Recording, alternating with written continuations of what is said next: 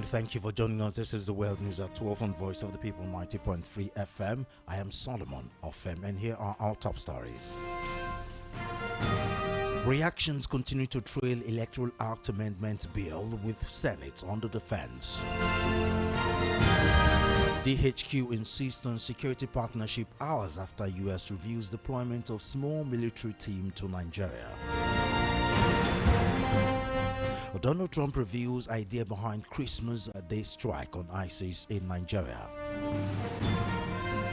Flight operations halted at Enugu Airport as workers protest concessioning. Outside Nigeria, military senior Russian officer shot in Moscow in apparent assassination attempt. And in sports, Ademola Lookman scores on debut to help Atletico Madrid to Copa del Rey semis. Those are our top stories. Details coming up in just a moment.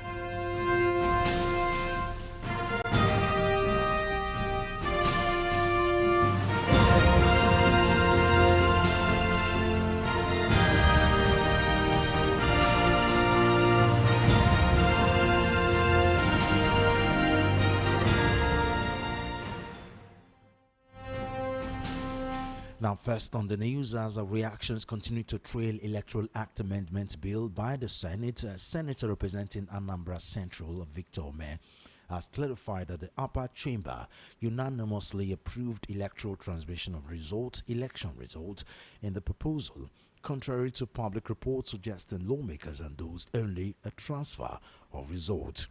Ume spoke on Thursday amid growing public outrage over a report from the Senate's consideration of the Electoral Act Amendment Bill.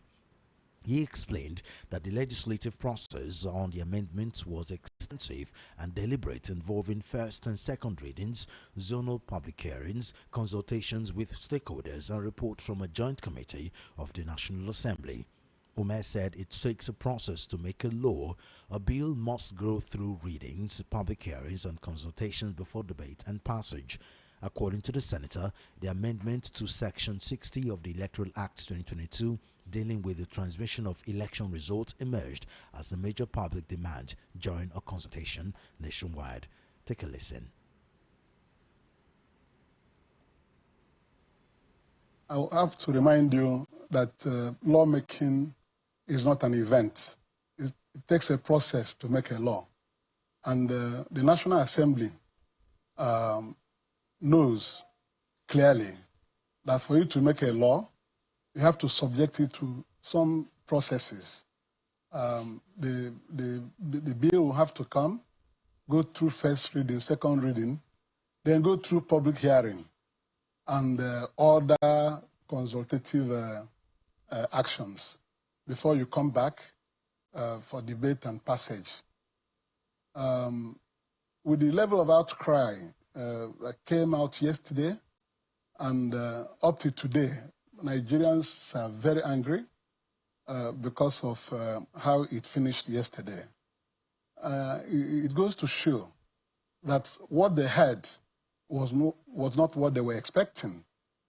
And laws are made to either provide for orderliness or to solve a problem. You don't make a law in vain because you want to make law. Laws are targeted at solving certain problems. You know that the last election we had here in Nigeria, general election in 2023, was highly disputed. And Nigerians were waiting for another opportunity to have an election that will be seamless, that will be, the result will be accepted by a majority of Nigerians.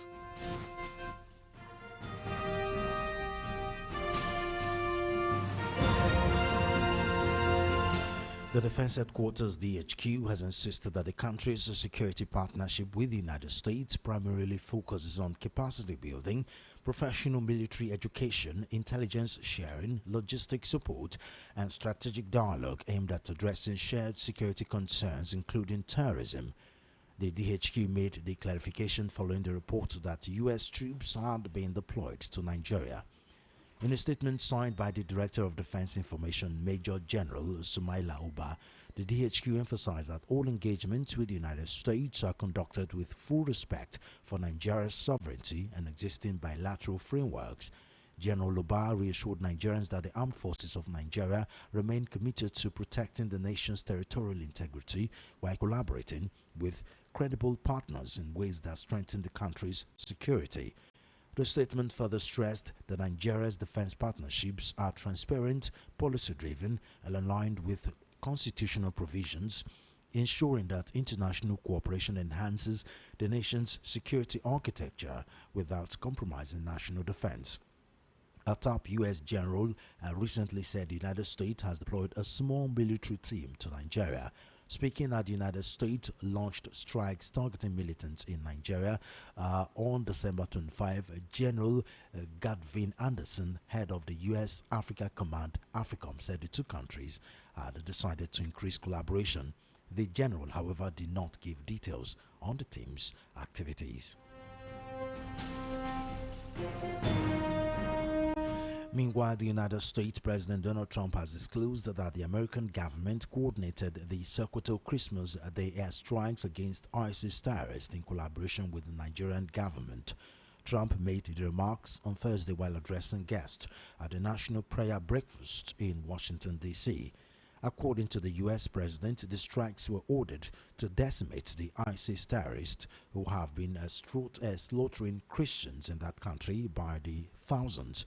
The U.S. president explained why he ordered the strikes that day. He added that he gave specific instructions to ensure that the operation took place on Christmas Day. Trump had on December 26 announced powerful and deadly strikes against Islamic State militants in northwestern Nigeria on the 25th after he warned the group to stop killing Christians in the country. The Department of Defense said multiple ISIS terrorists were killed in an attack conducted at the request of Nigerian authorities. Take a listen.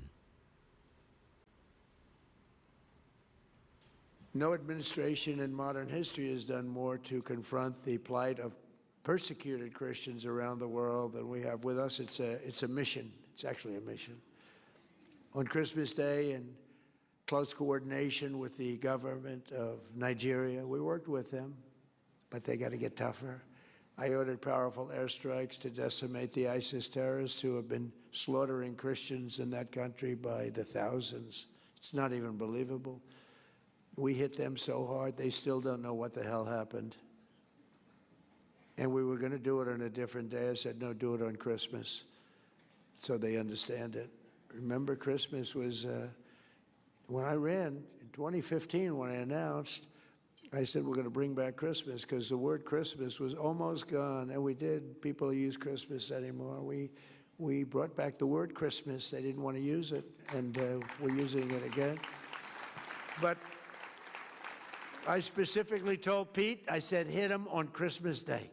Not earlier and not later, right, Pete? And man, did he hit him. So then we hit him again recently. We hit him again pretty hard.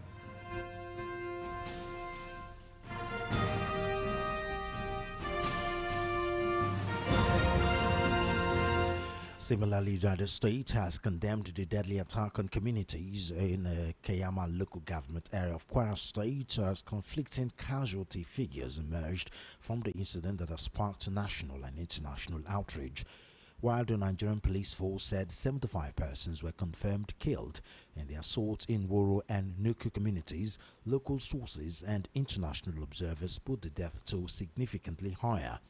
In a statement on X on Friday, the U.S. mission in Nigeria described the attack as horrific, saying more than 160 people were feared dead, with many still unaccounted for. It welcomed President Bola Tinubu's directive to deploy security forces to protect affected communities. The reactions adds to international condemnation of the attack, which had earlier drawn rebukes from the United Nations and the Republic of Turkey. Tinubu had ordered the deployment of an army battalion to Kayama and approved the creation of a new military command to lead the operation following the assault on Woro and Nuku communities. The Inspector General of Police, Kayode Egbetukun, had also ordered the immediate deployment of tactical and intelligence teams to Kayama and surrounding communities to restore calm and prevent further attacks.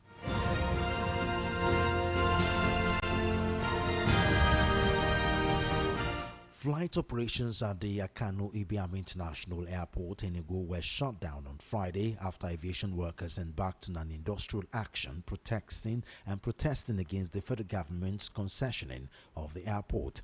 The shutdown was carried out on the directive of the national leadership of aviation unions following growing dissatisfaction over the handling of the concession process and its implications for workers' welfare. According to information, the workers were angered by reports that the airport had been concessioned to a southeast governor and a prominent businessman from Anambra State without any clear guarantees about the fate of existing staff. Aviation unions have made repeated attempts to engage the alleged concessionaires and government officials, but those efforts have yielded no concrete commitment. As a result of the protest, passengers were forced out of the terminal buildings and left stranded, while all flight operations at the airport were suspended. Multiple sources confirmed that Enugu-bound flights from Abuja and Lagos were also shelved, compounding the disruption. Videos already circulating on social media show angry passengers milling around the airport premises, some expressing frustration over the sudden shutdown and lack of information from the authority.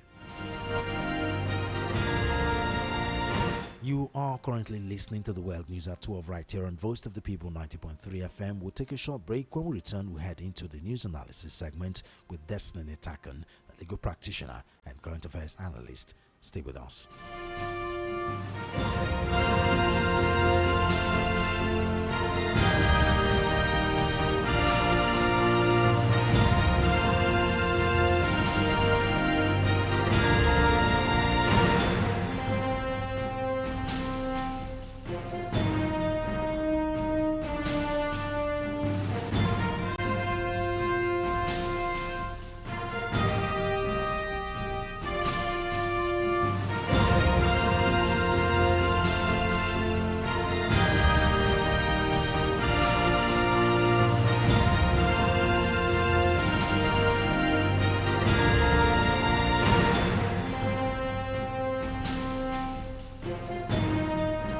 If you're just tuning in, this is the World News at 12 on Voice of the People 90.3 FM. Joining me to help analyze our news item is Destiny Takan, a legal practitioner and current affairs analyst. Barrister Takan, it's a pleasure. Thank you for joining us on the News at 12.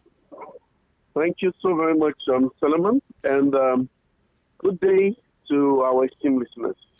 So, the first topic for discussion is the reactions that have continued to trail the Electoral Act Amendment Bill by the Senate. It appears the Senate have been trying to clean, as it were, or play defense on the fallout, and several senators have been coming out to give their own interpretation of saying that Nigerians are hearing it wrong. Now, the latest to do that is a senator representing Anambra Central, Victor Ume. He said the upper chamber unanimously approved electronic transmission of election results in the proposal, contrary to public reports suggesting lawmaker endorsed only a transfer of result. He said in the 2022 bill, it was transfer of result that is there. But what the Senates have talked about is electronic transmission of results. In other words, what we've been hearing from a lot of these senators is that the process is not done. They've not done the final approval. It's still it's just only just the third reading. What's your take on the defense? Well, to be honest with you, I think we have a problem as a people, as a nation, given the lack of will to do what is right and when necessary. It's also not saying that it's mere semantics, what the right. senator has said. To us, to me, it is mere semantics. The point here, it's like we have the APC government, for instance, come in with a bag of rice selling at 15,000 and then take it up to 100 and then bring it down to 80. 70,000 and then tell us, oh, we've done so much. You know, whichever way, it's as bad as it is. We Nigerians have said, I have said on several occasions in write-ups and as well, if you want to sound serious to Nigerians, let's have mandatory electoral transmission of results to the IRF portal. Mandatory. In other words, it won't be left in the hands of INEC. It will be in the constitution that it is compulsory for this election result to be transmitted in real life. It will be in the Electoral Act. It's the Electoral Act that is being amended. The Electoral Act is the enabling act that empowers INEC to conduct elections and how to do so. So it should be in the Electoral Act that the transmission of electoral results must, that's why it is mandatory, must be electronically transmitted to the IRF portal. So, but it's not what it's not what they are doing. It's not what they are telling us. And the thing that they should allow, I heard the excuse, I read about the excuse about certain areas where network might be an issue. There are ways to go about these things. If it is a matter of deploying appropriate technology, it's a question of deploying appropriate technology.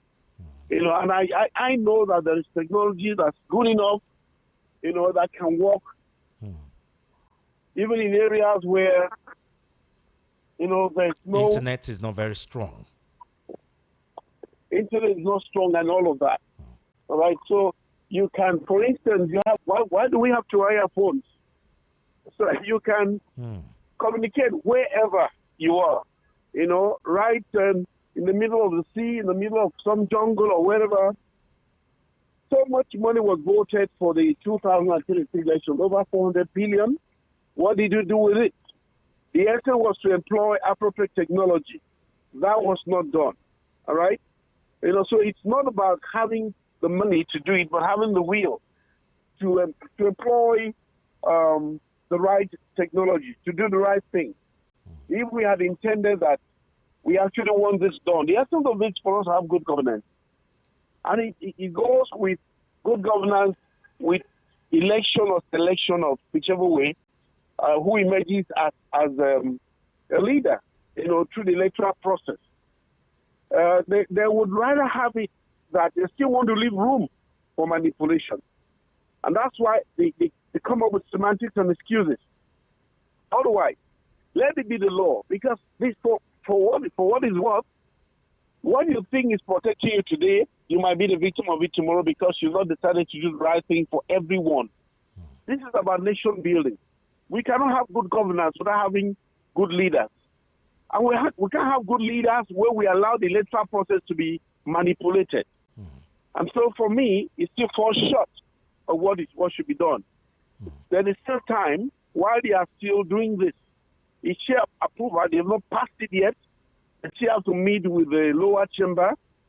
Let it be my position and the position of a lot of Nigerians on this matter is that that provision should be mandatory.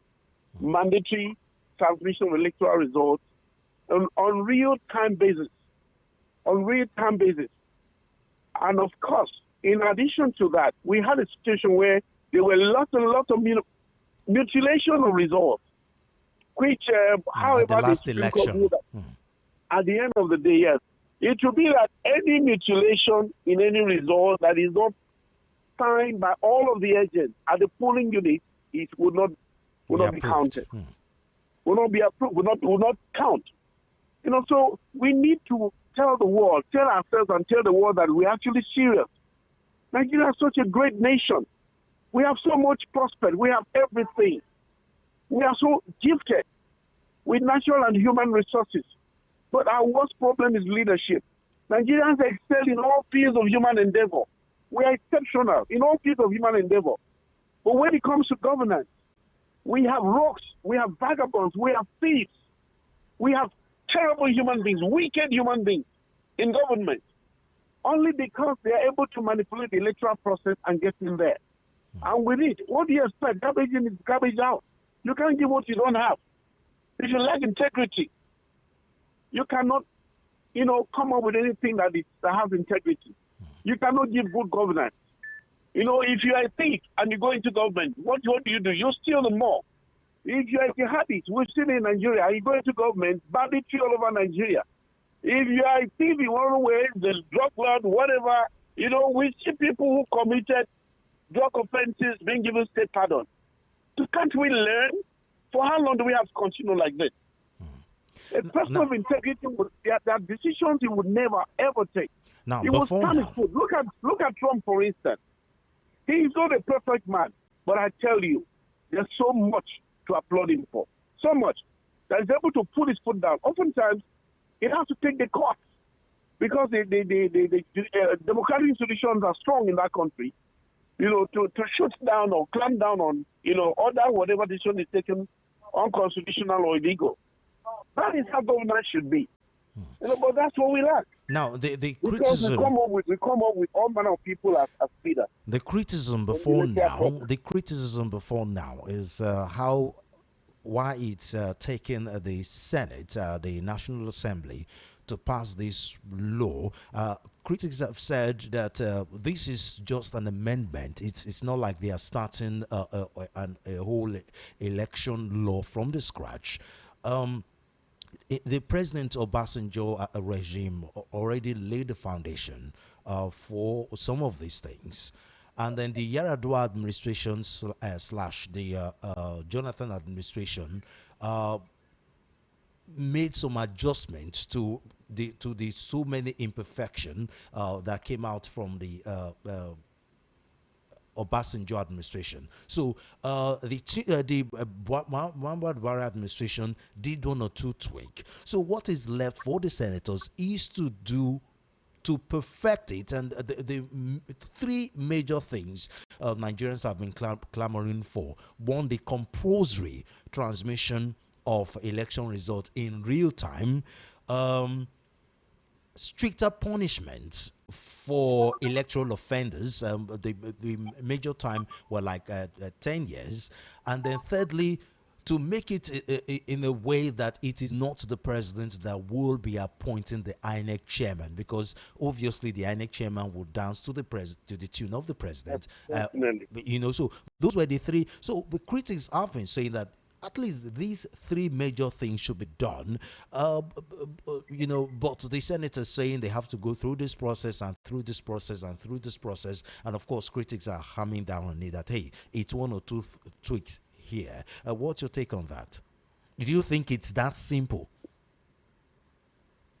Say that again. Do I think what? Do you think it's that simple? I mean, the Senate are arguing that this process is a long process, that the National Assembly needs to take their time to implement some of these changes. While critics are saying, look, it's a very simple thing. There's already an electoral law. All you just need to do is tweak it here and there with these three major demands that Nigerians are clamoring for.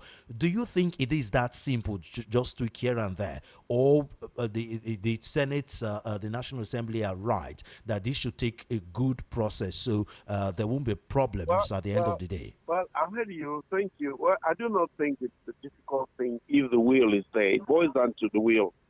If the will to do the right thing is there, it's nothing difficult. It's just as good as we have had several constitutional amendments. That's all that is needed as regards the issue of the appointment of the INEC chairman. Yeah, it's one of the things that, as you rightly said, we have been clamoring for in various fora. That he who plays the piper calls the tune. And because more so in a country where the president is mystified, even above his constitutional powers. Yeah. Because you very look powerful. at a lot of decisions and policies of the president of Nigeria, you wonder where that power is from. The president is no other, not different from a governor in the sense that his office is created by the Constitution, his powers are defined by the Constitution, just as the powers of the governor are created and defined by the Constitution. You know, the office of the governor. You know, so but they have a situation where Mr. President will not do this. You will not say that to Mr. President. We just deify and mystify the office of president above what the Constitution, you know, states. So for me, it is not a difficult thing to do if we were to decide to say if we want to do things right. You know, because how else? How do you expect them, the APC, for instance, that is a party, you know, at the helm of affairs today, to want to do the right thing, when all that concerns them is to do every and anything to get every governor, every politician, every National Assembly, State Assembly to defect to the APC. You don't want to have opposition. Fine. Even if everybody defected there, for the good of Nigeria and for the good of Nigerians, the only thing we should do and do right, so that, as I said, today you might be a beneficiary, but tomorrow you'll be a victim. For us to do things right and to get, nation building and to get things right, is for us to set up the structure that ensures that the president is not responsible for appointment of INEC, and all that he needs to do is to amend the Constitution. It's as simple as that. We have had several amendments that said, all we need to do is to initiate it, but who will do that? Because a bill has to be initiated with the amendment of the Constitution regarding the appointment of the INEC chairman. We've talked about the issue of transmission of the electoral results to electronic means and a real time from the polling unit. If we were to also get right the issue of appointment of the INEC chairman and electoral commissioners as well. Electoral commissioners, they are another part of what God only knows have been responsible. And you have most of them who have been responsible for all of these elections which Nigerians know were manipulated. They are still there. All they did just shift them from one state to the other. But they are still there as electoral commissioners. And you expect that we can have anything good come out of them? No. These are people who are available. We are Nigerians, you know, for a fee to do the bidding of the party in power. All they have to do is line up their pocket. And then they go do all manner of things, trusting that, as they would say, go to court. When Tinubu and the co started go to court, you knew what that meant. And we saw what happened at the end of the day. And unless we do this and ensure that the process of appointment of the INEC chairman and electoral commissioners, in addition to the real-time transmission of results from the polling unit to the IRF portal to a national or state, you know, platform that reflects, like you see in the election of the U.S., we will never get it right. Now, don't you think Nigerians are expecting too much from our politicians? Nigerians are expecting the impossible, considering the climb that we're in. I mean, we are in Africa, where 98% of the leaders in Nigeria don't want to leave that office, and there is a trend now where the father passes to the son. I mean, it's been going on in other parts of Africa for a very long time. It is coming in Nigeria now, where we've seen the FCT minister Nyesom Wike trying to push his son. We've seen the president Bola Tinubu trying to push his son Sheyi Tinubu into politics. With situations like this, you think they are going to pass an amendment bill that may end up taking them out of office? Isn't that a mirage? I just alluded to that when I talked about the APC wanting to make everybody collapse into their party and call themselves the largest party in Africa and all of that. Yeah, I do not see them doing it. They lack the will. That's what I'm saying. For the simple reason we have given them, for the same purpose of which you're asking me. Okay, Enrique taking his son abroad and asking, where is it said in the law that I can't go for an official trip abroad with my son? You know, it shows the extent of the privilege that we have decided to as a people, as a nation. Yeah, of course, Tinubu wanting to ensure that his son, Sheyi, becomes governor of Lagos State, or you to see the Senate president and governors go to welcome Sheyi the son of Tinubu at the airport or from wherever, it's madness. It just shows you that we are being led by people who are absolutely, and I said it with all manner of respect, and from a sense of conviction, people who are absolutely at cross purposes with what is good for Nigeria. They are wicked, they are depraved, they lack conscience, their consciences are dead. That's what it is. So they will not want to do it, yes, but we're talking about if we need to have a better nation, a better country, better governance, that's what we need to do. Otherwise, why are we deluding ourselves and the world and saying we're a democracy? So let's just amend the constitution since they have the power to make it an oligarchy. Okay. Let it be so that it's hereditary from father to son, or father to daughter, or husband to wife, and all of that. But if we call it a democracy and there's a constitution, then we must do it according to the letters of the constitution. So that we don't put up the face of constitutionalism and democracy, and we are doing something feudal or an oligarchy. Okay, let's go to insecurity, where the defense headquarters has insisted that the country's security partnership with the U.S. primarily focus on capacity building. And anyway, the thing is that the defense headquarters, they're trying to play defense. Now, this is not the first time this is happening. In the Christmas Day attack, Nigeria and the world at large didn't get to know about the attack until almost 24 hours after the attack took place. That's from the US President Donald Trump. This is the situation where you would have expected the president of Nigeria to make a televised pronouncement the way it is done, like in the US, where whenever the US do a major strike, they do a televised a broadcast that, look, the US attacked this country for this reason and this reason, this was what happened, this was what happened, these were the casualties. They give full details of how that Solomon, are you still there? I'm losing you. I'm not hearing you anymore. Hello, can you hear me now? Can you hear me better? It's breaking or cracking somehow. Did you shift your position? No, I didn't. I think it's a network. Is it better now? Is it better now? Is it better now, sir? Yes, it's better now. Okay.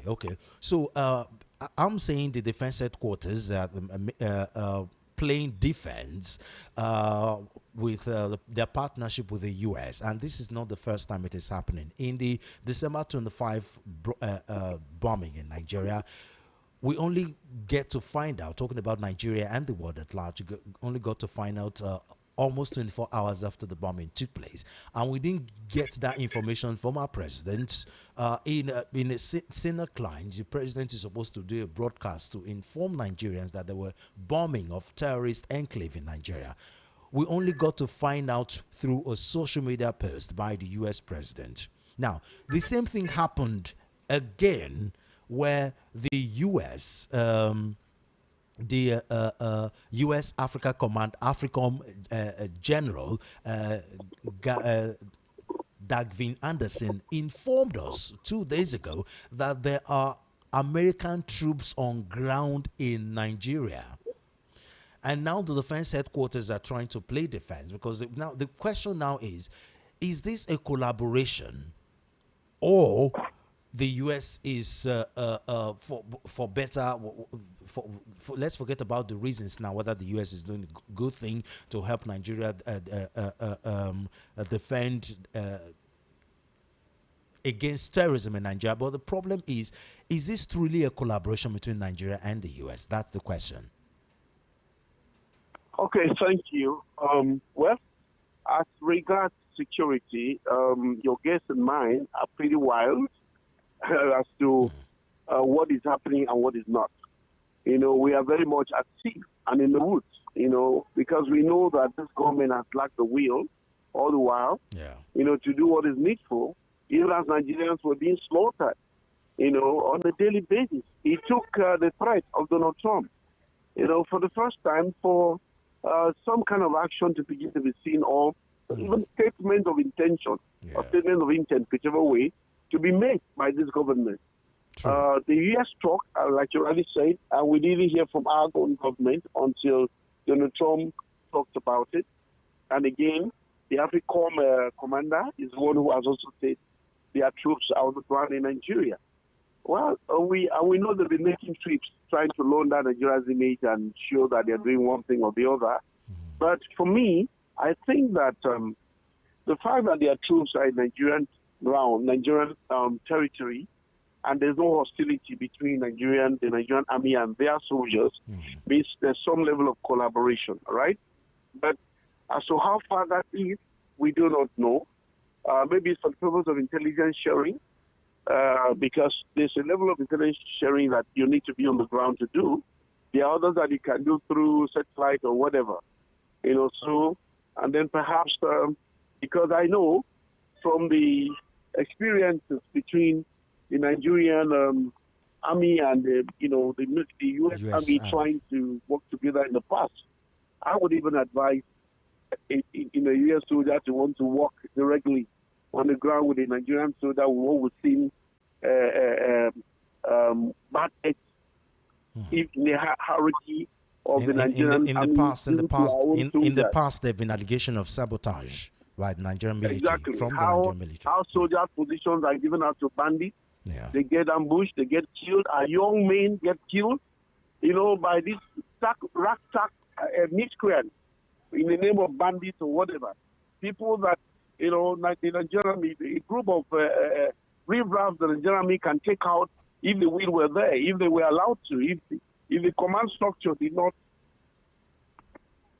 if the command structure didn't, forbid them from doing so. So between you and I, there is some level of collaboration, and but for the purpose of the December bombing, U.S. may have come in using their superior military intelligence, to they can strike and get out. That's the most sophisticated army in the world. They can get into our territory, strike, jam your radar, and you don't even see them. We know that they do that in other countries, let alone in Nigeria. So, but however, the fact that their soldiers are on the ground, for me, presupposes that there's some level of collaboration, but to what extent, we cannot say. All that we want to see is to stop hearing like we're still hearing 116 Kwara killed. Yeah. That was my next question. We don't want to question. hear again Nigerian soldiers ambushed on the way somewhere in Borno and killed, and this is happening. It has to stop. It has to stop. That was my next question, because despite the strike, it appears it has not deterred the terrorists, because terrorism, banditries, kidnappings are still going on.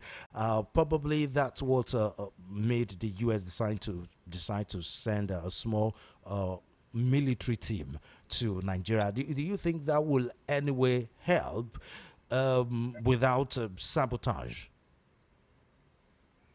Well, I tell you that there has been some sort of renewed activities by these bandits or whatever, or militia, in part of the Christmas bumping and the bumping by the Nigerian Air Force and all of that. I think it's mere grandstanding by those responsible for the banditry or the militias. They actually are the bandits, they're militias. That's what they are. Now, sorry, but don't you Hello? think? Hello, can you hear me, sir? Yeah, I'm hearing Yeah. you, man. Don't you think? For those who are hearing us,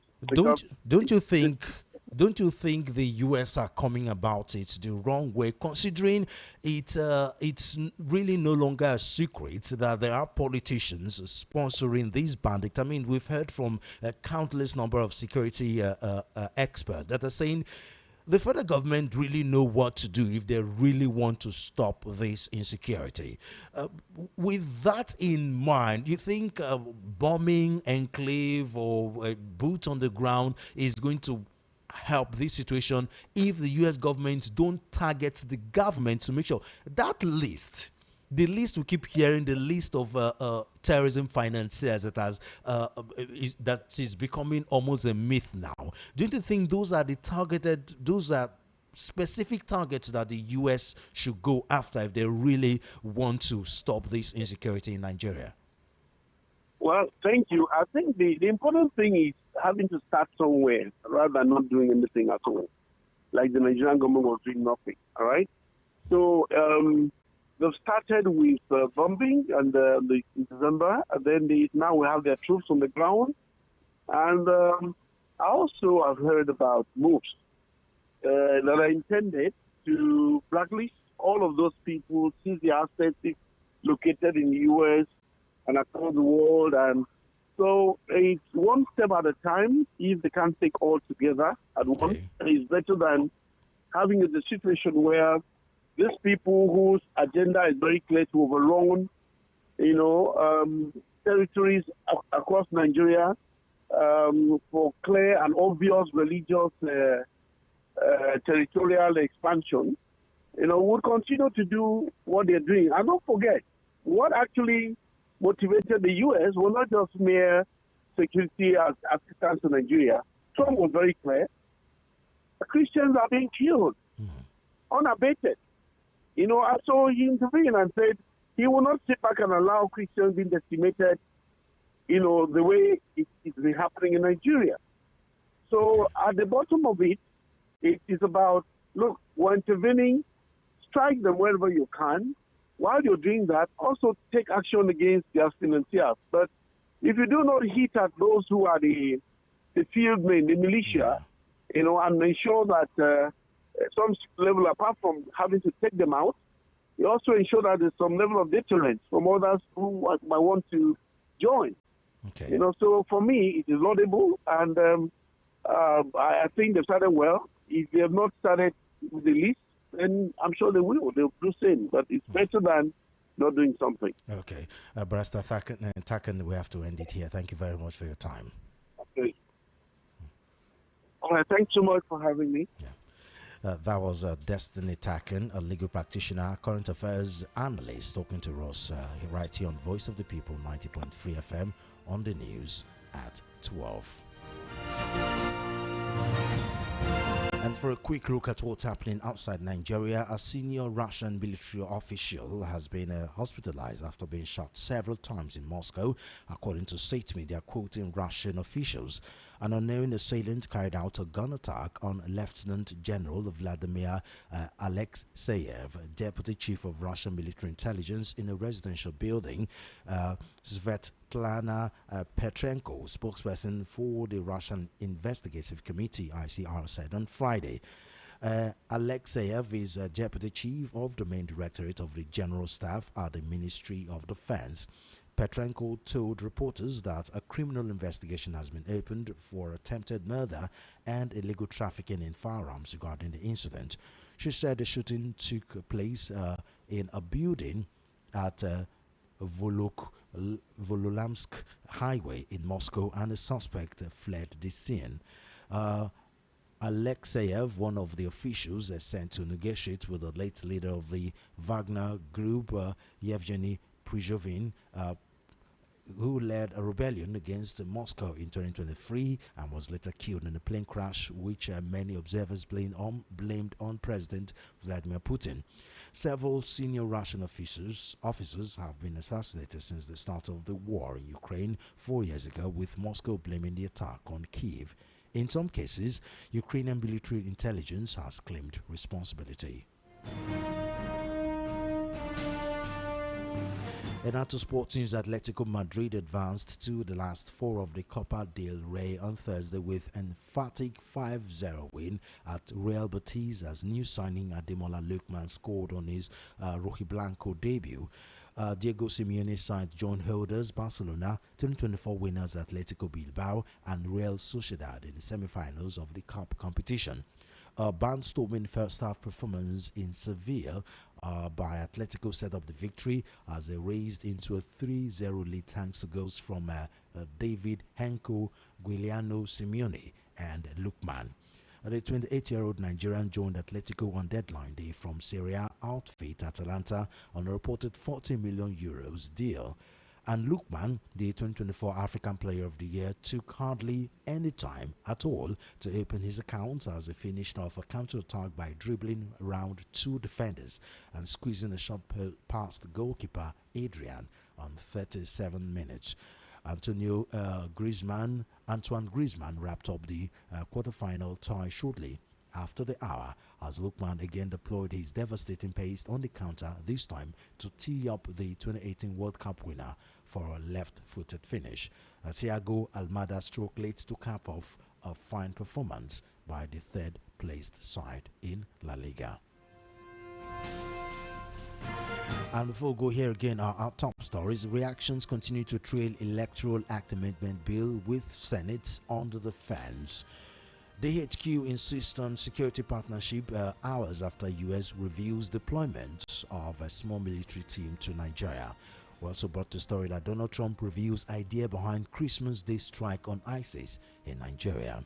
And flight operations halted at Enugu Airport as workers protest concessioning. Outside Nigeria, senior Russian officer shot in Moscow in apparent assassination attempt. And in sport, Ademola Lookman scores on debut to help Atletico Madrid to Copa del Rey semis. And that's the world news at 12 on Voice of the People 90.3 FM. I am Solomon of FM. Do follow our social media handles at VOP903 FM. Subscribe to our YouTube channel at VOP903 FM. Good afternoon and thank you for listening.